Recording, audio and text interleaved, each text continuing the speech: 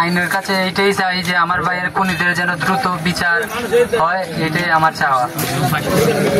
সর্বোচ্চ শাস্তি যেন আমার ভাইয়ের খুনিদের নিশ্চিত হয়, এটাই আমার শেষ চাওয়া। আমি চাই একটি সুষ্ঠু বিচার হোক, এবং শুধু আমি নয়, আমাদের গ্রামের চারপাশের গ্রামের মানুষ চাই, এই ডিআইয়ের মানুষ চাই সুষ্ঠু একটি বিচার হোক। যেভাবে হত্যা করেছে আমার ভাইকে, প্রান্ত দাসকে, আমরা এই খুনের বিচার চাই।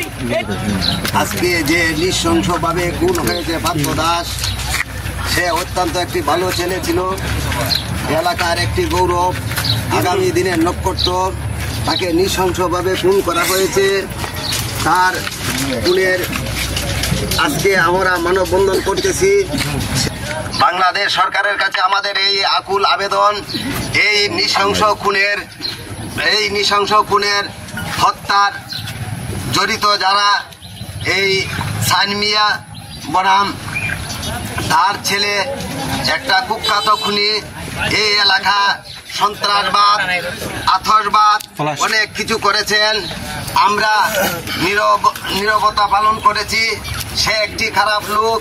আজকে এই মানববন্ধনে এই খুনি সাইন মিয়া এবং তার ছেলে সাকিব, তাদের যেন ফাঁসি হয়, এই আশা ব্যক্ত করে আমি আমার মন্তব্য বা বক্তব্য আজকে সমাপ্তি করলাম। আসসালামু আলাইকুম, আদাব।